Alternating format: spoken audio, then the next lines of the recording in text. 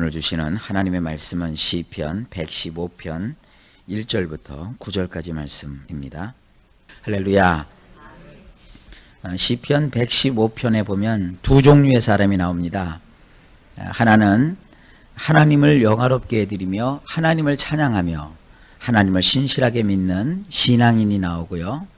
또 다른 하나는 신앙은 신앙인데 우상을 숭배하는, 우상 앞에 절하고 우상을 만들고 또 우상을 숭배하는 그러한 종류의 거짓된 신앙을 가진 자가 나옵니다.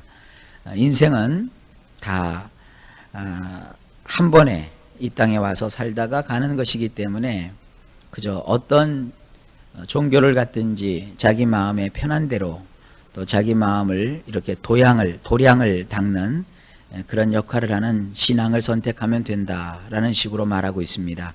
하지만 그렇지 않습니다. 시편 115편에 그 이유와 그 내용이 나옵니다. 하나님을 경외하고 하나님을 섬기면 그의 인생 가운데는 하나님이 번창함과 놀라운 복을 주시지만, 그러나 하나님 대신에 이렇게 우상을 따라가면 그의 인생은 우상처럼 아무것도 아닌 인생이 된다 하는 교훈을 담고 있습니다. 자, 그 내용 속으로 들어가 보겠습니다. 1절입니다. 원문으로만 보겠습니다.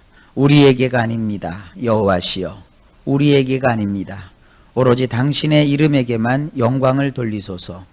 이는 당신은 인애로우시며 당신은 성실하시기 때문입니다.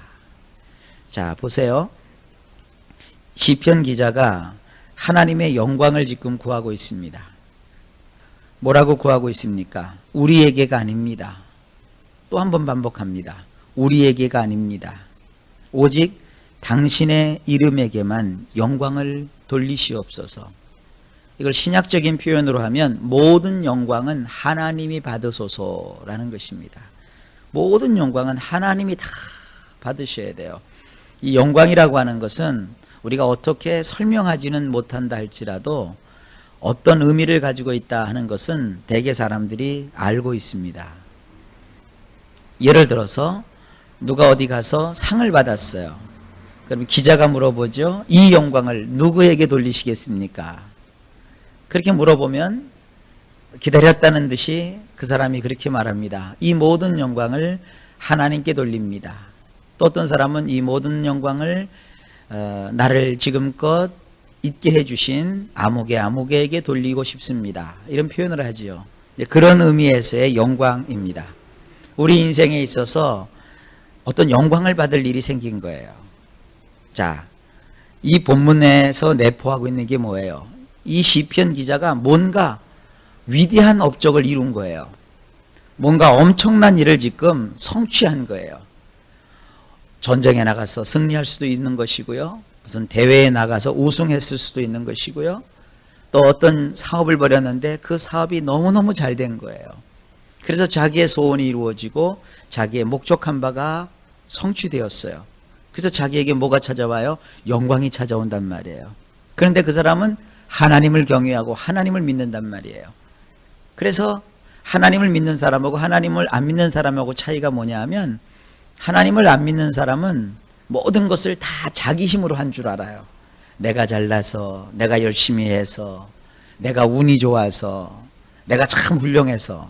그러나 하나님을 믿는 사람은 비록 인간적으로 훌륭하고 뛰어나고 빼어난 재주를 가졌다 할지라도, 조건이 좋다 할지라도 그 모든 것은 하나님이 주신 것이라는 것을 알고 있어요. 그래서 자기에게 어떠한 영광도 돌리질 않아요. 그래서 놀라운 것을 성취한 다음에 그는 자기에게 찾아오고 있는 그 영광을 자기에게 돌리지 아니하고 하나님의 이름에, 하나님에게 그 영광을 다 돌려드리는 거예요. 그러니까 이것은 낮고 가난하고 천박하고 또 힘들고 고난 속에 있는 자가 부르는 노래가 아니라 한 단계를 거친 거예요. 여러분, 주님을 믿는 사람에게는 반드시 이렇게 영광을 하나님께 돌릴 그러한 일이 생겨요. 혹시 그런 일이 없다면 오늘부터 기도하세요. 하나님, 저에게도 하나님의 영광이 임하게 하여 주세요. 혹은 더 쉽게 기도하면, 하나님, 저도 하나님께 영광을 돌릴 수 있도록 저의 인생을 인도해 주세요. 그런 일이 하나님으로부터 주어지는 거예요. 그런데 내가 이처럼 영광을 누리게 된 것과 또한 이 영광을 하나님께 돌려야 될 이유가 나와요. 뭐냐 하면 하나님은 인애로우시다는 거예요. 하나님은 인애로우시고 그리고 하나님은 성실하시다는 거예요. 하나님은 인애로우시며 하나님은 성실하시기 때문에 내가 그 영광을 다 하나님께 돌리겠다는 겁니다. 여기 또 나오죠. 인애라는 말과 성실이라는 말. 시편에 참 자주 등장해요. 인애로우신 하나님은 나와 같은 자에게 기회를 주세요. 성실하신 하나님께서는 나에게 약속을 먼저 주시고 그 약속을 이루어 주세요. 대개 약속은 언제 나에게 주어집니까? 아무것도 가지지 않았을 때, 아무것도 잃은 것이 없을 때, 정말로 내가 처참하고 비참하고 나약하고 가난했을 때 하나님은 나에게 약속을 주세요. 내가 이렇게 해줄게. 내가 너와 함께 한다. 그러므로 그것이 이루어진다 하는 이 약속을 주세요. 그래서 우리는 약속을 받고 사는 거예요. 근데 하나님은 성실하시기 때문에 그 약속을 공수표로 돌리지 아니하시고 반드시 이루어 주시는 거예요. 그리고 나서 그 약속이 성취되었을 때 우리에게 하나님의 영광이 주어지면 우리는 그 영광을 나에게 돌리지 않고 하나님께 다 되돌려 드리는 거예요. 이게 신앙의 아름다운 모습입니다. 2절을 보세요. 어찌하여 민족들이 말하기를 그들의 엘로힘이 대체 지금 어디 있단 말인가 하나이까. 이거 무슨 얘기냐면 하나님을 안 믿는 사람, 또 우상을 따르는 사람들은 도대체 내가 믿는다는 하나님이 어디 있느냐, 그 엘로힘이 어디 있단 말이냐, 하나님이 있다면 보여달라, 지금 그러는 거예요. 우리말로는 하나님을 믿으려면 내 주먹을 믿어라. 하나님은 눈에 보이지도 않는데 차라리 내 주먹을 믿어라. 지금 그러고 있다는 거예요. 아니라는 말이죠. 하나님은 살아계신 분이십니다. 우리 눈에 보이지 않지만, 우리 귀에 그 소리가 들리지 않지만, 우리 손으로 그분을 만질 수 없지만, 그러나 하나님은 분명히 살아계셔서 약속하신 말씀대로 우리의 인생 속에 놀라운 일을 이루시는 그야말로 기적의 하나님, 능력의 하나님, 소원 성취의 하나님이신 것을 우리가 알아야 합니다. 3절입니다. 우리 엘로힘께서는 하늘들에 계시니 그분은 원하시는 모든 것을 행하시는도다. 하나님은 원하시는 모든 것을 다 하세요. 어떤 영화를 보니까 그 영화의 대사에 이런 내용이 있더라고요. 자기가 하고 싶은 일을 다 하면 그게 어디 사람이냐, 신이지. 하고 싶은 일을 다 하는 것은 하나님밖에 없는 거예요. 그러면서 그 대사 중에 또 이런 말이 있어요. 인간은 자기가 할 수 있는 일을 해야 행복한 것이고 할 수 있는 것만 하면 된다는 거예요. 제가 그 대사를 들으면서 야, 저거 참 좋은 얘기다 하는 걸 느꼈어요. 예, 맞습니다. 전지전능하신 분은 하나님 한 분밖에 안 계세요. 우리는 전지전능하지 않습니다. 우리는 모든 것을 다 알지 못해요. 우리는 모든 것을 다 하지 못해요. 우리가 할 수 있는 일들은 정해져 있고 한정되어 있어요. 그러나 우리는 모든 것을 할 수는 없지만 내가 할 수 있는 일이 있단 말이에요. 그거를 하는 거예요. 내가 할 수 있는 일을 하는 거예요. 내가 할 수 있는 일에 최선을 다하는 거예요. 내가 또 해야만 될 일이 있어요. 꼭 해야 될 일을 내가 하는 거예요. 우리가 이렇게 하루 계획을 세울 때 몇 가지 원칙이 있어요. 첫째, 내가 하지 않으면 안 되는 일이 있어요. 내가 빠지면 절대 할 수 없는 일이 있어요. 두 번째, 내가 있어도 할 수 있고 내가 없어도 할 수 있는 일이 있어요. 세 번째, 오히려 내가 있으면 방해가 되는 일이 있어요. 그래서 이 세 가지 정도의 목록을 놓고 하루의 계획을 세우는 거예요. 그래서 내가 없어도 되는 일을 굳이 내가 거기 들어가서 있으면 안 돼요.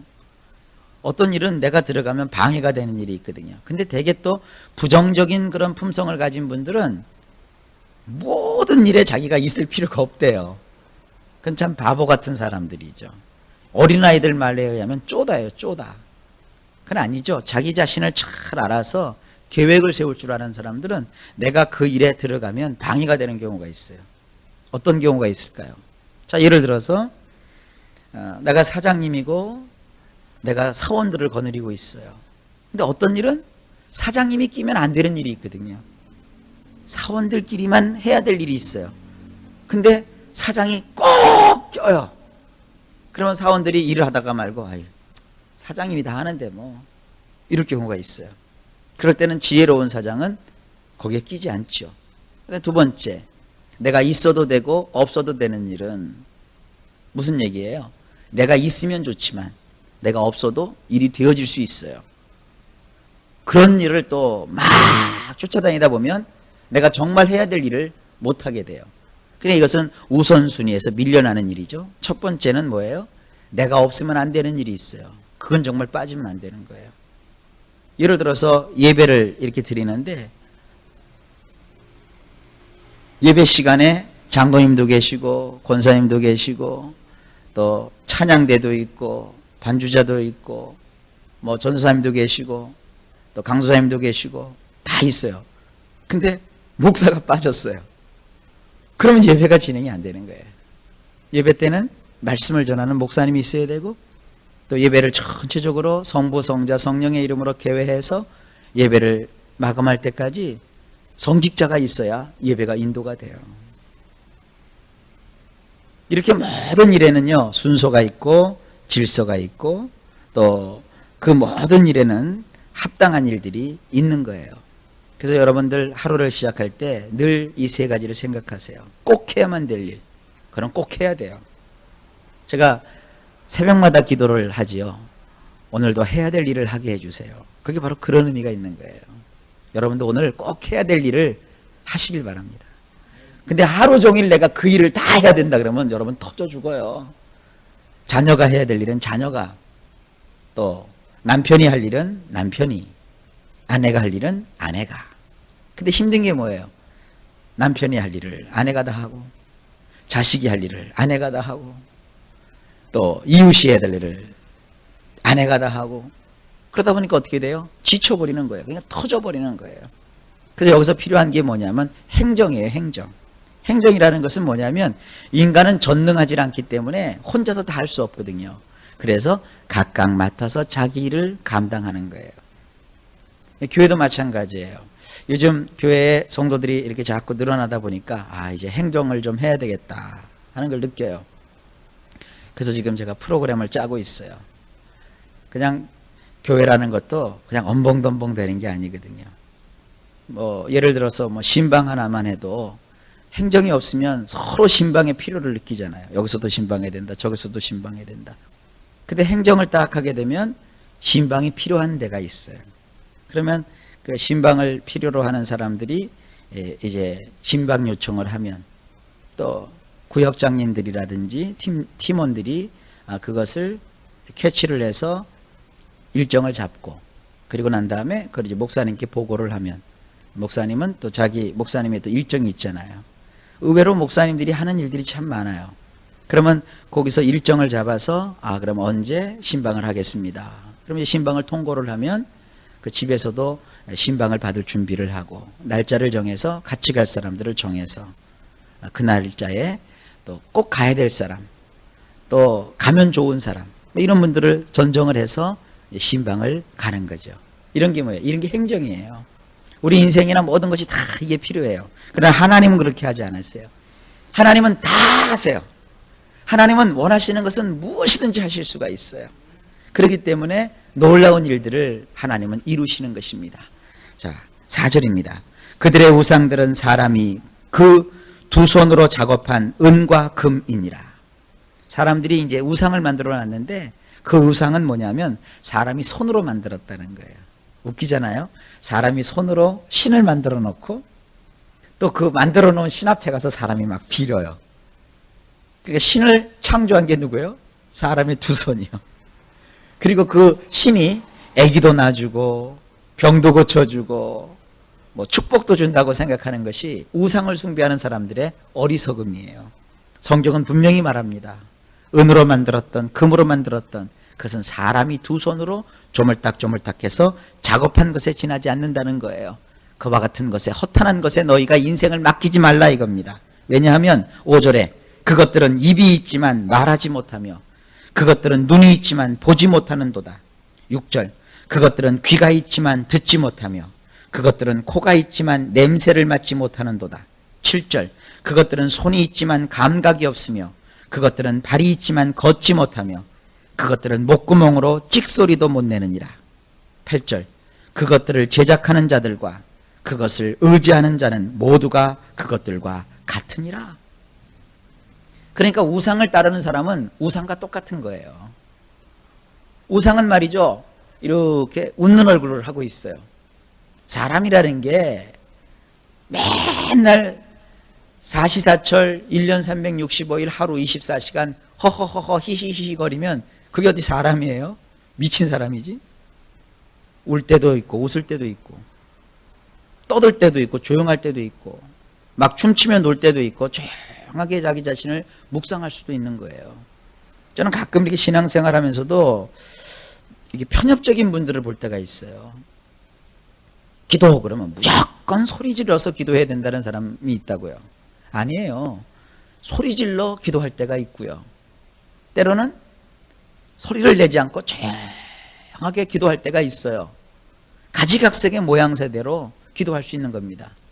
제가 오래전에 기도에 관한 책을 하나 이렇게 교재를 만들면서 성경에 나와 있는 기도의 형태를 살펴보니까 기도하는 방법이 약 70가지가 넘어요.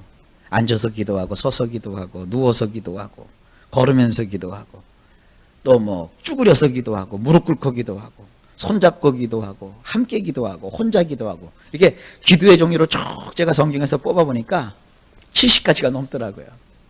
그러니까 여러분들 기도를 하는 게 중요한 것이지 이렇게 기도의 어떤 형태가 중요한 게 아닙니다. 또 어떤 분은 기도하라 그러면 꼭 두 손을 이렇게 탁 합장을 하고 무릎을 꿇고 이렇게 기도해야만 되는 줄 알아요.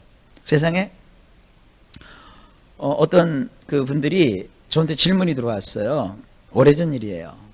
근데 서로 자기들의 그 교회에 보면 소그룹들이 있잖아요. 소그룹인데 문제가 생겼어요. 왜 그러느냐? 한 사람은 기도할 때 책상 다리를 하고 하는 거예요. 살이 찐 사람들은요, 무릎 꿇고 기도를 잘 못하거든요. 책상 다리를 하고 있고. 한 사람은 꼭 기도할 때마다 무릎을 꿇고 기도하더라고요. 근데 이제 단체로 모여서 기도를 하는데, 이 사람은 책상 다리하고 기도하고, 이 사람은 무릎 꿇고 기도하니까, 무릎 꿇고 기도하는 사람이 그러더래요. 어디서 배워 먹었냐? 어디서 하나님 앞에서 책상 다리하고 기도하느냐? 그러니까 이 책상 다리 하는 사람은 또, 어디 성경에 꼭 무릎만 꿇고 기도하라고 그랬느냐 하고 서로 싸움이 붙은 거예요. 싸울 게 따로 있지 그런 거 갖고 싸워요. 근데 제가 보니까 성도들은 그런 게 중요하더라고요. 또 그래서 제가 그거 풀어주느라고 힘들었어요. 왜 그런 줄 아세요? 무릎 꿇고 기도하는 사람은 여태까지 무릎 꿇고만 기도하는 거로 배웠거든요. 근데 목사가 나타나갖고 성도님 책상 다리하고도 기도할 수 있는 겁니다. 그러면 뭐라고 그럴까요? 목사님 실망했습니다. 목사님이 그렇게 신앙이 엉터리일 줄 몰랐습니다. 이러고 나오고요. 또 책상 다리하고 있는 사람한테 성도님 무릎 꿇고도 기도할 수 있는 겁니다. 그러면 목사님은 저 사람 편만 든다고 이렇게 돼버려요. 그러니까 이 목회라는 게 그래서 힘들어요. 그래서 목사님들은요 말하고 싶은 게 이렇게 있어도 말 다 하면 안 돼요. 또 지금 막 한번 얘기하면 될 것 같은데 지금 막 얘기하면 안 될 때가 있어요. 그죠? 얘기할 기회가 있고요. 그리고 기다릴 줄 알아야 돼요. 그래서 어떤 때는 목회를 하다 보면 참 여러 가지 일들을 당해요. 그래도 목사는 가장 좋은 게 뭐냐 하면 중립을 지키는 거거든요. 하고 싶은 말이 있어도 말하지 않는 거예요. 또 들었어도 못 들은 척하고 있어야 돼요. 그리고 어떤 때는 정말 또 강하게 할 때는 또 강하게 해줘야 돼요. 어떤 사람은요 조용조용 말하면 또 안 들어요. 그 사람은 너 그렇게 했다가는 너 큰일 난다 막 이래야 또 들어요. 너 기도 요즘 그렇게 하다가 너 이제 큰일 날 일이 생긴다 그러면 그때도 막 정신 차리고 하는 사람도 있고요. 어떤 사람은 저기 집사님 요즘 하나님이 그러시는데 집사님 기도 좀 하라고 그러시네요. 이렇게 할 수도 있는 사람이 있고요. 그래서 좌우지간 거 무릎 꿇고 기도하는 사람하고 책상 다리하고 기도하는 사람을 제가 열심히 했는데 성공은 못 봤어요. 어느 정도까지 이끌었느냐? 목사님께서는 무릎 꿇고도 기도할 수 있는 것이고 책상 다리하고도 기도할 수 있는 것이라고 말씀하셨어요. 하셨어. 맞아. 목사님 말이 맞아. 거기까지는 됐어요. 그러니까 저거는 다 됐는데 자기들끼리는 아직도 힘들어요. 자기들끼리는 나는 무릎 구름파, 너는 책상 다리파에서 기도할 때도 보면 한 사람은 저기 앉고 한 사람이 이쪽에 앉아 있어요. 이 사람이 막 기도하면 저 사람은 기도하러 왔다가 싹 가요. 이 사람이 가면은 또 이 사람이 쑥 들어와서요. 그 참 인간이라는 게 그게 아주 복잡해요. 제가 하나님 같았으면 맨날 한 대씩 줘 박았을 것 같아요. 근데 그 인간이 그렇지 않더라고요. 여러분은 제발 그러지 마세요. 네, 감사합니다. 한 번씩 했군요. 그러니까요, 이 우상들이 그래요. 우상은 딱 있어갖고 웃어! 웃기만 하고 울어! 울기만 한다고요. 그게 아니에요. 하나님은 우리의 형편을 아시기 때문에 울을 때는 눈물을 주시고 또 기쁠 때는 웃음을 주시는 하나님이세요. 그래서 우리 하나님은 그렇게 좋으신 분이신데 우상들은 안 그래요. 마지막으로 9절에 이스라엘아 여호와를 의지하라. 그들의 도움과 그들의 방패는 오직 그분뿐이니라. 예, 우리는 누구를 의지합니까? 여호와를 의지하는 거예요. 그들은 우상을 의지하지만 우리는 여호와를 의지하고, 왜냐하면 여호와는 우리의 도움이시고 우리의 방패세요. 오직 그분만이 우리의 도움이시고 우리의 방패예요. 이 도움이 뭡니까? 이 도움이라는 말도 시편에 참 많이 나오거든요. 하나님은 나의 엣제르 들어보셨을 거예요. 나의 도움자, 나를 도우시는 분이에요. 도우시기만 하는 게 아니라 또 하나는 하나님은 나의 방패, 나를 지켜주신다고요. 방패는 두 종류라고 그랬죠. 큰 방패와 손방패가 있어요. 큰 방패는 적군이 막 화살을 쏘아댈 때 큰 방패 이 뒷면에 있으면 화살을 하나도 안 맞아요. 그리고 손방패는 뭡니까? 접근전을 펼칠 때 손에 있는 그 방패를 가지고 상대의 칼이나 창을 순간순간 막는 역할을 하는 거예요. 하나님은 여러분들을 그렇게 덮어서 보호해 주시고 순간순간에 손방패처럼 작은 방패를 하나님은 역할을 하셔서 우리를 모든 원수의 크고 작은 공격에서 지켜주시고 보호해 주시는 거예요. 이런 좋으신 하나님, 이런 좋으신 하나님을 우리가 평생 따라가며 쫓아가실 수 있기를 주님의 이름으로 축복합니다. 다음 시간에는 이 시편에서 하나님을 경외하고 하나님을 섬기는 자, 우상을 따르지 않고 하나님을 섬기는 자가 받게 되는 엄청난 축복들을 한번 살펴보기를 원합니다.